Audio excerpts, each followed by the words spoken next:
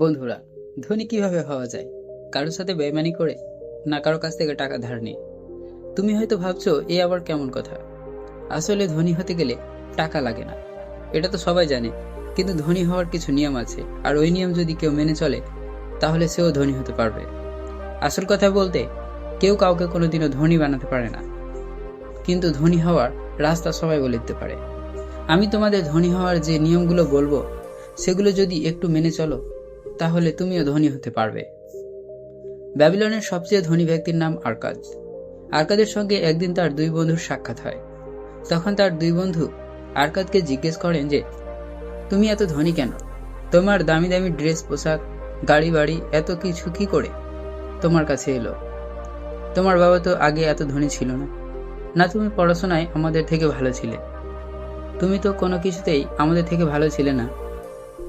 তখন আরকাদ তাদের দুই বন্ধুকে সফলতার বা ধনী হওয়ার সেই 7টি সিক্রেট বলে, আর বলে, তোমরা দুজন আমার এই কথাগুলোকে মন দিয়ে শোনো, আর এই কথাগুলো যদি তোমরা কাজে লাগাতে পারো তাহলে আমার মতো তোমরাও ধনী হতে পারবে। প্রথম নিয়ম হচ্ছে, তোমার থলিকে পূর্ণ করো। তোমার আয় থেকে 10% সঞ্চয় করে রাখো। বন্ধুরা, তুমি যদি কম করে মাসে 10,000 টাকা ইনকাম করো, তাহলে 1,000 টাকা নিজের ভবিষ্যতের জন্য জমা করো। একটা কথা মাথায় রেখো, টাকা সবাই ইনকাম করে, কিন্তু ভবিষ্যতের জন্য কেউ সঞ্চয় করে রাখে না। এটাই হচ্ছে তাদের ভুল।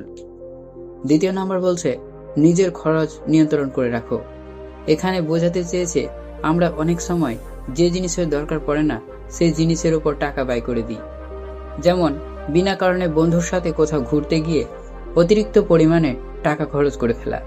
এখানে আমি আপনাদের বলবো না যে কি বন্ধুদের সাথে ঘুরতে যেও না। বন্ধুর সাথে ঘুরতে যাও, কিন্তু বাজে খরচ করা কথা মাথায় রাখতে হবে।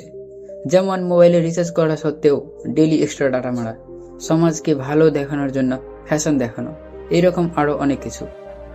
তৃতীয় নাম্বার বলছে, অর্থকে বাড়ানোর চেষ্টা করো। তোমরা হয়তো ভাবছো যে অর্থকে কিভাবে বাড়াবো, আমরা তো মাসে 10,000 টাকা ইনকাম করি, তার বেশি তো করতে পারি না, তাহলে কি করে করব? তোমরা যে মাসে 10% টাকা সঞ্চয় করে রাখো, সেই টাকা তুমি মিউচুয়াল ফান্ড বা এসআইপি বা ছোট ব্যবসা তুমি করতে পারো, বা তুমি কাউকে টাকা দিয়ে সেখান থেকে সুদ নিতে পারবে। চতুর্থ নাম্বার বলছে, ক্ষতির হাত থেকে বাঁচো। আজকের সময়ে অনেক স্ক্যাম চলছে। তুমি যদি কোনো কিছুতে টাকা লাগাও, তাহলে কোনো বিশেষ মানুষের পরামর্শ নাও। আরকাদ তাদের বন্ধুদের বলে, আমার সাথে অনেক বড় স্ক্যাম হয়েছিল, আর সেখান থেকে আমি ভেঙে পড়েছিলাম। কোনো কিছু করার ইচ্ছে করছিল না, তবুও আবার চেষ্টা করেছিলাম, আর দ্বিতীয়বার যাতে এই ভুল না হয় সেটা সবসময় মাথায় রেখেছিলাম। আর তোমাদের সাথে যাতে এইরকম না হয়, তাই আমি তোমাদেরকে বলছি, তোমরা এই ভুল কখনোই করো না।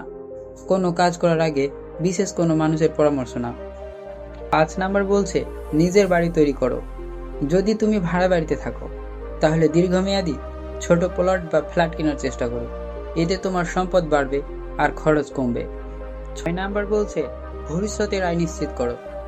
তোমার যদি হঠাৎ কিছু হয়ে যায়, তার জন্য লাইফ ইন্স্যুরেন্স বা হেলথ ইন্স্যুরেন্স করে রাখো, যেটা তোমাকে বড় একটা খরচের হাত থেকে বাঁচাবে। 7 নাম্বার বলছে, কোনো বিষয় সম্পর্কে তুমি জানো এবং সেটাকে তুমি প্রয়োগ করো। যেমন অনলাইনে কোর্স, বই পড়া বা অভিজ্ঞ মানুষের কাছ থেকে শেখো। কেননা তুমি যত বেশি জানবে, তত বেশি অর্থ উপার্জন করতে পারবে। বন্ধুরা, এখান থেকে তোমরা কিছু না কিছু নিশ্চয়ই শিখতে পারবে। এই কথাগুলো তোমরা সবসময় মাথায় রেখো। প্রত্যেক সফল ব্যক্তি এই পদ্ধতি ব্যবহার করে, তারা বড়লোক হয়েছে। তোমরা যদি এখান থেকে কিছু শিখতে পারো বা আরও এরকম কিছু শিখতে চাও, তাহলে এই চ্যানেলটিকে সাবস্ক্রাইব করে পাশে থাকা বেল আইকনটি প্রেস করে রাখবে। এরকম আরও নলেজ আমি তোমাদেরকে শেয়ার করব। ভালো থেকো আমার প্রিয় বন্ধু।